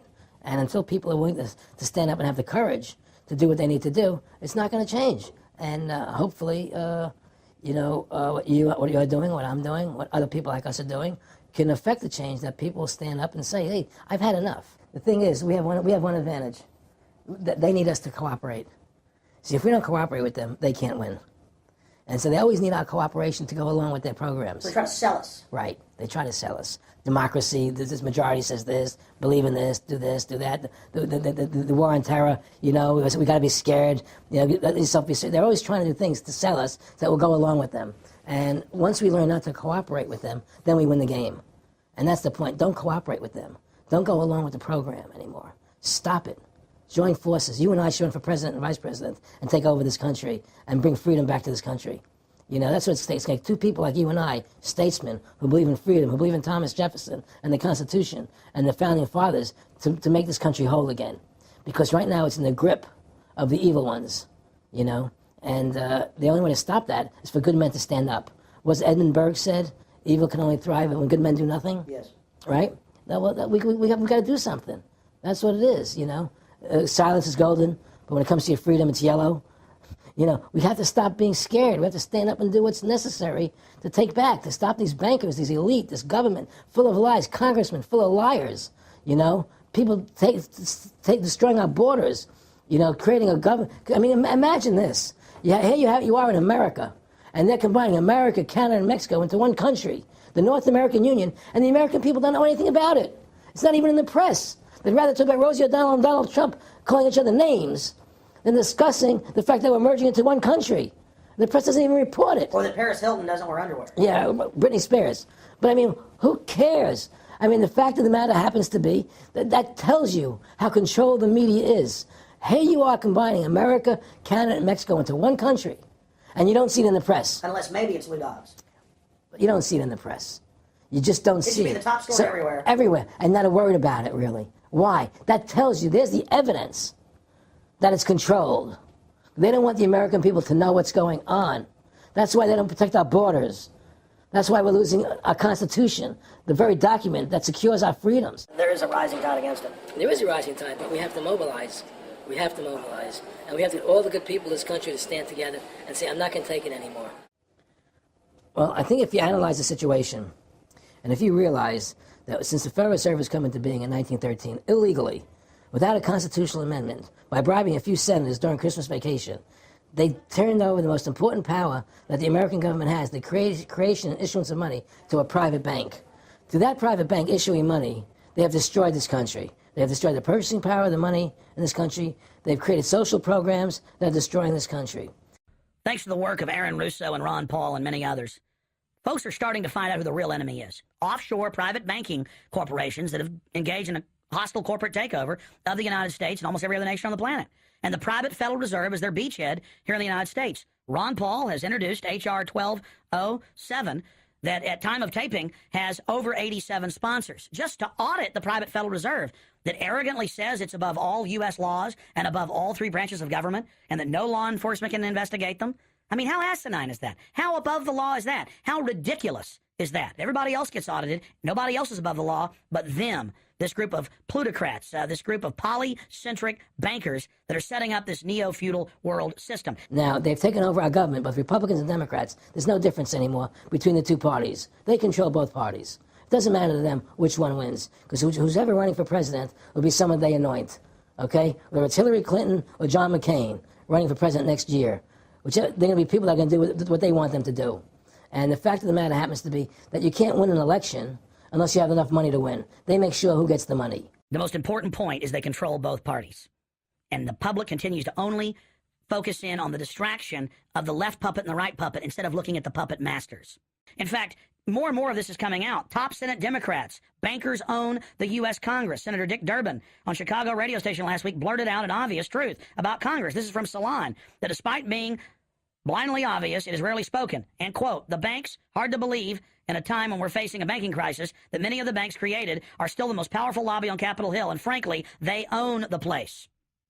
So there is one of the most powerful Democrats in the country, top Senate Democrat, saying bankers own the U.S. Congress. It's true. Let's admit it. Let's stop debating the two puppets they put out in front of us, the liberal puppet, the conservative puppet, and then every time we wake up to one of the puppets, they just replace it with another puppet. Let's look past the puppets to the puppet master above them that's controlling the puppets. That's all Aaron Russo and myself and Ron Paul and so many other people are saying. Let's get back to a culture of liberty versus tyranny, not this left-right diversion. You know, when folks are sick of Obama in 4 to 8 years, they're going to put a Republican in, and they'll put out different rhetoric, but carry out the same operation. Because as the top Senate Democrats said, the bankers own the place, even though they engineered the crisis. And make no mistake, they did engineer it by design. Their own documents, their own IMF and World Bank documents admit that. And out of this crisis, they're setting up the new Bank of the World, according to Time Magazine and Newsweek and the Wall Street Journal and just hundreds of publications with headlines like, and now for world government in the Financial Times of London. They create the crisis and then say, okay, our Ponzi scheme's falling apart and bankrupting you. Give us $12.8 trillion in the first 6 months of the banker bailout. And now they say, we'll set up a bank of the world you pay your carbon taxes to, and private bankers will rule your life, and we'll pay private greenhouse gas carbon taxes to 2 firms owned by Al Gore, and this is publicly admitted. I mean, this is how bad the scamming is getting. And we've got to wake up, we've got to say no, we've got to get angry and get in the face of the New World Order. Again, the private offshore bankers own America. They own both parties, but they get you in a rah-rah, Coke versus Pepsi, Redskins versus Cowboys, fight. And you get in this little political fight as followers instead of looking past that to the actual global elite and what they're setting up. So through these bankers attempting to taking over America, knowing that America was the freest nation in the world, it was necessary for them to take over America, take away our gun rights of freedom to bear arms, and create a country where we become slaves. Because once they take over America, the rest of the world becomes a lot easier for them. And so by creating 9/11, an event to terrify the American people that were being attacked by terrorists, you create a world where there's an enemy that can never be pinpointed. You can never win the battle. It's a 100-year war. It's a never-ending war on terrorism, right? So you're always fighting this war. And through the war on terrorism, which is the 9/11, which is the first lie, then you create the war on terrorism, which is the next lie. Then you create the war in Iraq for weapons of mass destruction, which is the next lie. And it's one lie to the next lie to the next lie. Now it's going to be Iran, the next lie, sending more troops and a surge into Iraq. Think about what Aaron Russo is saying here. The war on terror is a war on the American people and the people of the world. You see, the elites always sell the public on tyranny by attacking a minority that's unliked first, or the outsider. Oh, we're just getting rid of the Bill of Rights and Constitution, having secret arrest and FEMA camps and the Military Commissions Act for foreigners. It's just for them. And now the federal government has been caught saying that gun owners, conservatives, people buying ammunition, they've been caught saying that returning veterans are the #1 threat to Homeland Security. And in a way, that's true. People that know about the Bill of Rights and Constitution and know that our country is being taken over and hijacked by foreign banks, I guess they are the threat to the criminals that have done this. That's all the New World Order is a private corporate takeover of the nation states, of the governments of the world. And then these private corporations bring in a tyrannical form of neo-feudalism that they call corporatism or fascism. Mussolini said that fascism should properly be called corporatism, and that's what it is. And they create the socialism to get control of the wealth and to control society, and then they pipe the profits to themselves. So they socialize the general public to get control of us, but it's private above us. It's basically just slavery. Now, think about what Aaron Russo was saying here, and it's absolutely true. This is a war on the American people. They build Homeland Security, they build the police state in the name of fighting foreign enemies, and then they flip it all around to use it against the American people in the MIAC reports and the DHS reports and the rest of it. This whole thing was set up for the people, and Aaron Russo nailed it. It's just one thing leading to the other, and it's always it's always in the point of taking over more countries, more dominance. Making sure the American dollar, making sure the G8 stays in control of everything. And what they want to do is to control the American people, control the people of the world, put RFID chips in everybody, so everybody's a slave to these central banks. Did you ever talk to Nick Rockefeller after he told you all this and then 9/11 took place? No. But he told me that you're going to see men running around caves looking for Osama bin Laden. You're going to see men looking for, these guys, and they're going to be, He told you it was all going to be bull. It's a phony. The whole thing is a fake. It's a fraud. Was he laughing, or was he just coldly saying this? No, it was more laughing. Cynical. Laughing. It was more like, look how stupid everybody is. Look how stupid everybody. We can do whatever we want to do. Well, it is ridiculous. It's like with al-Zakari. They claim they killed him like 14 times. And they never said, well, we didn't kill him last time, but we killed him this time. They never even, now they're like practicing being ridiculous. Well, what about bin Laden being in the American hospital, getting kidney help? Yeah. Right? In the American hospital, right? They could, if they wanted Osama bin Laden, they could have gotten him. Oh, yeah. He was right in the American, after the coal. Well, every time our troops really would keep catching Taliban leaders, they would be ordered by the generals to let them go. That's come out in the newspapers, but only here or there. And they kept going, and then Pat Tillman was complaining about it, and then he got shot. I talked to his brother. Oh, you did? And then he got shot, and there was a big hero charging Al-Qaeda. No Al-Qaeda, somebody shot him in the back. Look, we're dealing with complete evil. We're dealing with complete evil. And until the American people wake up and say, we don't want this evil in our country anymore, and we want to come back to a country of decency and goodness and integrity and honor, you know, we're going down that road. And that's what it's going to take. It's going to take people to stand up and say, we don't want to live in this kind of a world anymore. You know, I believe we should pull all our troops out of Iraq. I believe we should leave other countries alone. Let other countries live their lives the way they choose to. You know, stop trying to spread democracy around the world, which is the worst form of government there is anyway. Restore our republic to what it's supposed to be, and go back to what the founding fathers gave us, and try and restore that. Restore the republic. Like the point of everything is that we have to mobilize. Each one of us. You and I can't do everything, Alex. You and I may be leaders. We may be out there and people listen to us, what we have to say and follow us. But the truth of the matter happens to be, it takes all Americans to stand together, to stand tall, to mobilize and say, we're not going to take this anymore. I'm mad as hell. I'm not going to take it anymore. We're going to stand up and fight the battle. And you and I can't do this alone. We're just leaders of the thing. But other people have to join in with us and stand side by side, shoulder to shoulder, and say, I'm not going to take it anymore. That's what it's going to take to win this effort, and to stop cooperating with the government and with all their rules and regulations, and to wake everybody up, to hand out DVDs of my movie, to hand out DVDs of your movie, to educate everybody to what's going on. Well, if you don't fight the corruption and you don't stand up for what's right in life, you're going to end up being a serf and a slave, and you're leaving your children a world that you wouldn't want to live in yourself. So how can you, in decency, behave that way? You have to stand up for what's right in life. And unless you do that, you're nothing. Well, freedom and liberty is what people really want, you know, and it's time to stop the duplicity of the government from lying to us. You see, many people know the truth of what's happening in this country. They know the truth, like the numbers you gave about 9/11, but they're afraid to stand up. People have to find their courage and stand up and say, I'm not going to take this anymore. I know the truth, you know, and it's like they create a situation where if you tell the truth, you're considered a lunatic. You know, in other words, if someone goes on a TV show and says 9/11's an inside job, oh, you're an idiot, you're crazy. They call you names. You can't be afraid of that. Well, it doesn't work anymore. I mean, they have no facts. Just calling you crazy doesn't make you crazy. Well, we know that. They also go get kooks who are kooks to put them on and then say they represent us. That's right, exactly. Another tactic. Exactly. And Bill O'Reilly's great at that. Sean Hannity is great at that. They just put people on who they can dominate, you know. But why do you think guys like that, they're not stupid? I mean, I've talked to people that know, they know the truth. Why do you think they decide to join the evil? That has to be in their hearts. I mean, I had the opportunity to do that, and then in my heart I couldn't do it.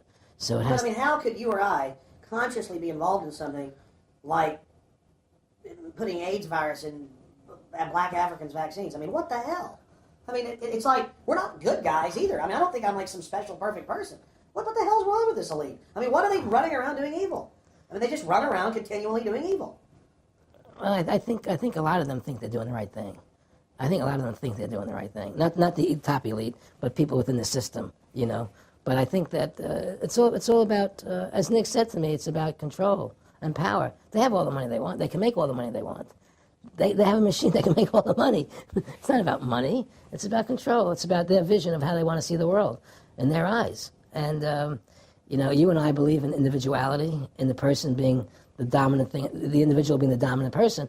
Today we live in a world where institutions are dominant, not people. You know, the American, you know, we the people, by the people, for the people. Now it's we the institutions, by the institutions, for the institutions. People are secondary. It's all about corporations and institutions. And the Federal Reserve is the biggest institution in the world. You know, if you ask somebody what's the biggest corporation in the world, they'll say Google or Walmart or Exxon or something. But the biggest corporation in the world is the Federal Reserve System, right? And all the other corporations feed off the nipple of the Federal Reserve System. Well, it's like the Monopoly game. The bank always wins. It has unlimited money. It's not the people playing on the board. Exactly. The bank owns the board, the box, the shelf it's sitting on. So that's because you gave them the ability to make the money. You have to take that away from them. We need to take the bank away from the private bankers. Exactly. You have to take the creation of money away from the private bankers, and you'll solve 95% of your problems. Well, let me look at America. 10% growth rates every year like China's having right now. The U.S. had 10% growth rates until the Federal Reserve took over. And then if you look at that, it all starts really going downhill from there. Well, they destroyed the American worker. What they've done, here's what's happened.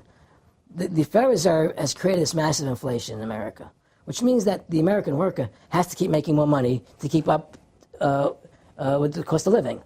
The more money they make to keep with the cost of living, the less competitive they become in the world economy. So now what happens is we have to pay our workers so much to keep up the cost of living, saying, well, screw the American worker, let's go overseas now and get the cheap labor. But really, that's a war being waged against the middle class. Of course the it is. bankers print the money.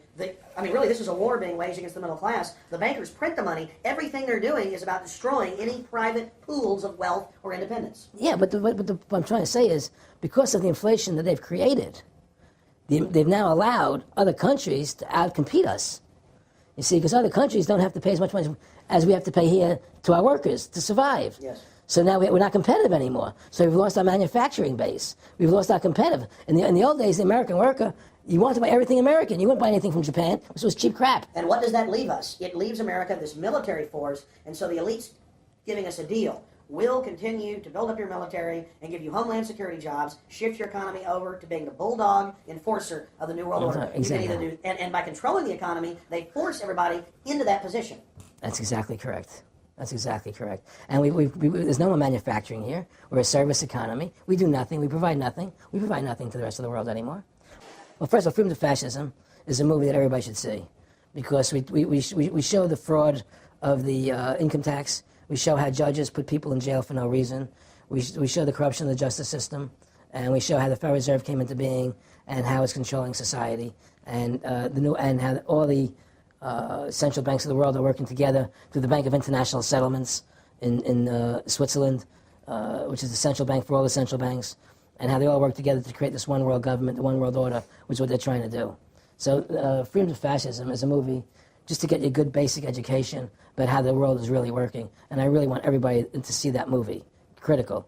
In terms of the CFR, in terms of compartmentalization, I mean, there are many good people, I believe, that are part of these organizations who don't even understand what the organization's really about. People like when I was in Germany doing cancer treatment, there was a gentleman there who was visiting a friend of his who had cancer.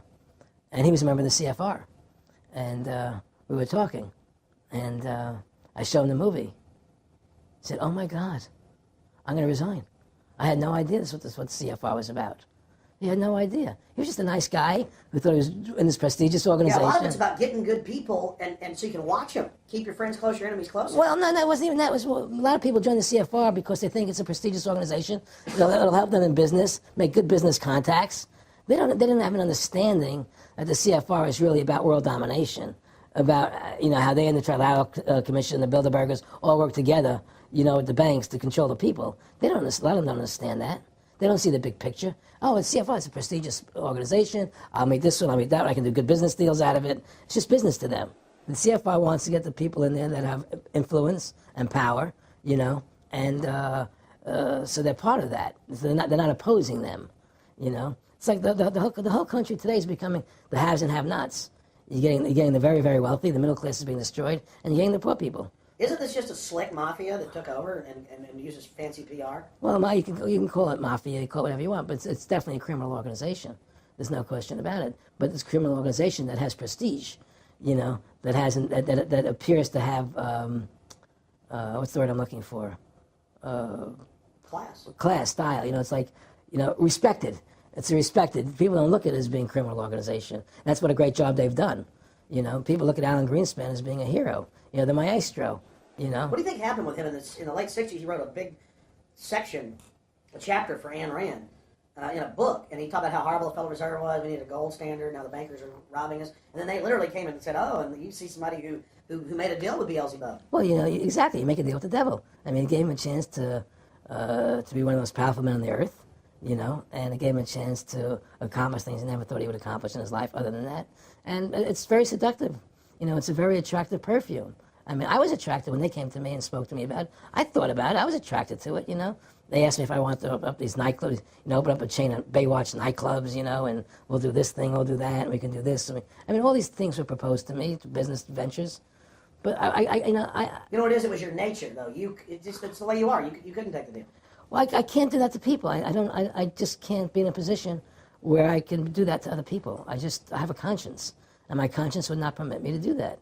People say I'm very courageous. I don't think I'm courageous. I think I have a conscience, and my conscience doesn't allow me to do that to people. It makes me feel sick. I just don't believe in it. No, I agree. When I do bad things, I feel bad. When I do good things, I feel good. Yeah, exactly. I feel the same way, and I mean, I don't know what's going to come out. I mean, I don't have that much money, but I've got some money. I mean, it's like, what more do I need? I can go on a trip if I want. I can help pay for my kids to go to school and have my life, comfortable. I mean, how do I go out and screw people so I can have some more junk? Well, money's a funny thing. I was talking to Michael Eisner one day, and I said to Michael, you may have $1 billion, Michael, but they're all dollars. If the dollar goes bad, how much money are you going to have? And that's the thing. Everything is denominated in dollars. Everybody thinks in terms of dollars, but the dollar has no value. And then someday it's everything returns to the mean. Well, really, the whole universe, financial universe we live in, is a matrix fraud. Yes, it is. And that's why it's going to come crashing at some point. And they're going to try and hold it up as long as they can. I mean, whenever they want to manipulate the markets, they can. If they want to send the price to go down lower, they can. If they want to send the stock market up, they can. They do that. There's no more free markets. You don't live in a society where free markets rule anymore. You don't live in a capitalistic society. But meanwhile, they say it's capitalistic and free market all day, when really they're waging war financially and politically. Exactly right. Aaron Russo, I want to thank you for this interview. Anything else you want to add? No, I'm happy to do it for you. How about your website? My website, freedomtofascism.com. Go over there, take a look at it. But just, folks, all I can say is, take our country back, restore the Constitution. Don't let these bankers do this to us anymore. Stand up, don't be afraid of them, and do what you got to do. And I have plans in the works, and when I get over my problems, we'll reveal them. And well, I'll be supportive of that. Thank you, Alex. And listen, you've done a great job of alerting people to the truth. And in other words, don't be afraid to be ridiculed by these people. If 9/11 was a phony, and I know it was, then stand up and say it's a phony. Don't be scared to tell the truth. Don't allow their powers of trying to make you look silly to frighten you. What do you think of what Charlie Sheen did? I love what Charlie Sheen did. I was so respectful of what he did. I just applauded him. People saw right through that attack. They flipped the light switch when they went after him. Yeah, but they don't. You see, the thing is that more people don't come out and do it. To build that wave. Charlie did it. I'm really proud of the guy. David Lynch did. But the media was smart and didn't bite this time. Right. I mean, a few people have, but they're not picking up on it because they control the media. James Brolin did on The View. I heard that as well. But again, they're not picking Barbara up. Walters looked like she's about to have a heart attack. But they don't pick up on it. You see, they don't allow it to go anywhere. It comes if someone says something, they let it die. But they keep perpetuating, the war on terrorism. They keep perpetuating all these things that are lies. And because we've given the Federal Reserve the money-making power, they control the media, they control the government, and they're all in bed together. So you're fighting all this propaganda all the time. And it's a very difficult fight. Americans, mobilize. Stand together, stand tall. Tell the government you're mad as hell. No longer cooperate with the government. Do not accept the national ID card. Do everything in your power to restore freedom and your individuality back to America. Stop being a country run by the institutions for the institutions. Let's go back to we the people, by the people, for the people, as opposed to we the institution, by the institution, for the institution. Stand up for your individual rights. Stand up for the godliness that's in each and every one of us. Thank you for watching this historic interview with Aaron Russo. Please don't just stand down after watching this film. Research the private Federal Reserve for yourself. Realize it is the main head on the Hydra that we have to go after. Realize that we can fight the political parties all day, but until we go after the heart, the root of the problem, nothing's going to get better.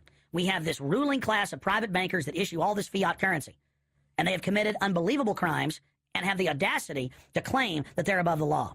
Ladies and gentlemen, now more than ever, we don't have a choice. It's us or them. Either the New World Order is removed from power, or the world faces more wars, more tyranny, and a nightmarish police state carried out by these eugenicists. So in the memory of Aaron Russo and every other freedom lover out there in history, and for the future of our children and the species, humanity itself, let's call for grand jury investigations of the private Federal Reserve. Let's arrest the bankers. Let's kick these foreign corporate criminals out of our country and get our constitutional republic back. Let's stop being distracted and diverted by the liberal and conservative puppets they stick up in our faces on television. Let's look past the front men to the actual architects of the New World Order and bring them to justice.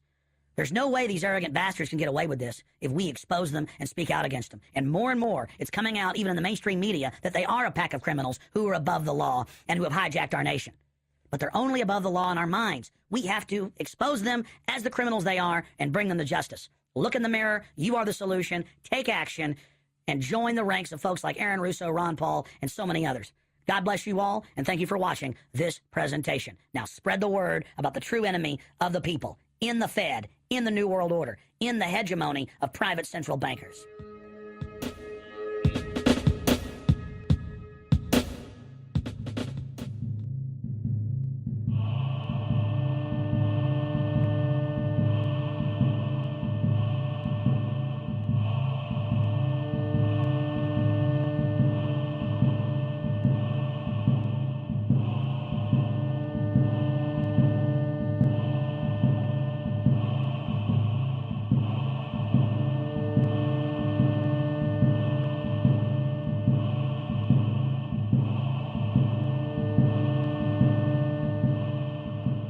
It is a big idea, a new world order.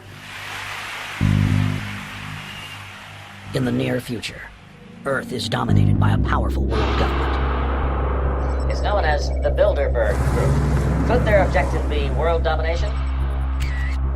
For thousands of years, their dark order grew. Now, as they hail the birth of the New World Order, their great dream of exterminating 80% of humanity is at hand.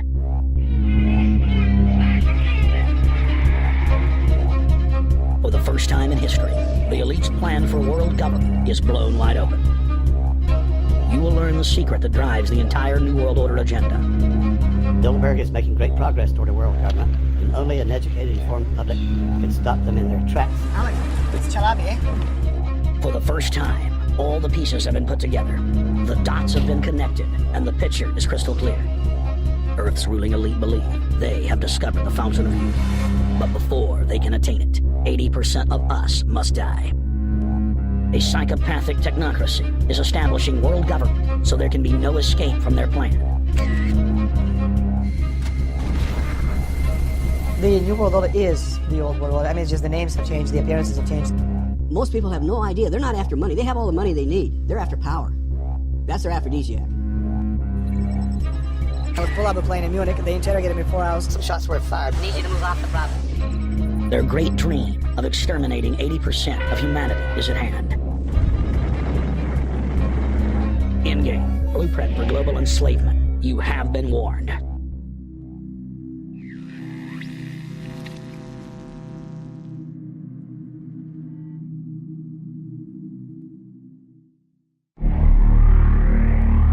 Obama is notoriously a liar.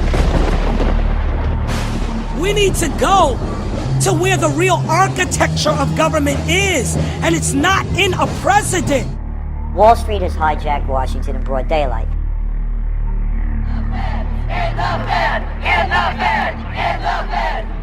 Well, Obama's already fudging. He's fudged since day one in this election. The elite are using Obama to pacify the public so they can usher in the North American Union by stealth, launch a new Cold War, and continue the occupation of Iraq and Afghanistan. The globalists are outside all the nations. That gives them safety, and they play countries off against each other. You've got to give them a stake in creating the kind of world order that I think all of us would like to see. Partnership and cooperation among nations is not a choice. It is the only way. What they're doing is using the existence of the United States to act out their Wall Street fantasies of world domination and maintaining their capital structures and maintaining their system of looting. The fight that this country has been waging since its inception is for the central bankers not to take over the country. President Barack Obama is only the tool of a larger agenda. Senator Obama had a desire to do some meetings. Others had a desire to meet with him tonight in a private way, and that's what we're doing. Presidential candidate Barack Obama was publicly criticizing the North American Free Trade Agreement in a bid for votes, but privately telling Canadian officials not to worry about it. If you talk to our generals, they are desperate for is a civilian counterpart to our military force. What do you call this thing where you get this false sense of gratification, but because a black man is in office, everything's gonna be all right? No, everything's not gonna be all right. So I know how unpopular it is to be seen as helping banks right now, especially when everyone is suffering in part from their bad decisions. I promise you, I get it. The Obama Deception. The truth strikes back. Get your copy of The Obama Deception today at Infowars.com or download it in super high quality at prisonplanet.tv. Il y a peu d'hommes qui fassent le mal pour le plaisir de le faire. Mais beaucoup le font pour se procurer du plaisir. Mais, du mal qu'on laisse faire, on en devient le complice. Mr. Rothschild, how you doing, sir? Can you tell us what went on at the Bilderberg meeting this year? Sorry? Could you tell us what went on at the Bilderberg meeting this year? I didn't get that, actually, no. The Bilderberg? You weren't there? No. Not this year. What went on last year? No, I wasn't there last year. I think that was my cousin. Your cousin was there? Yeah, I think so. Okay. Do you have a couple minutes for us, Mr. Rothschild? We have a few additional questions.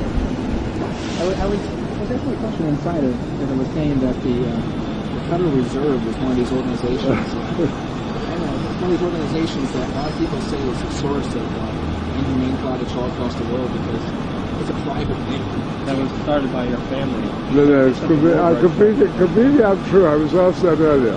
It really isn't true. Jekyll Island? Jekyll Island, 1913, sir?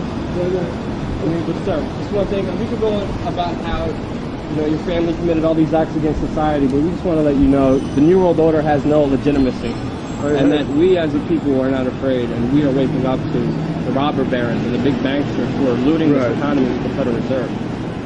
Well,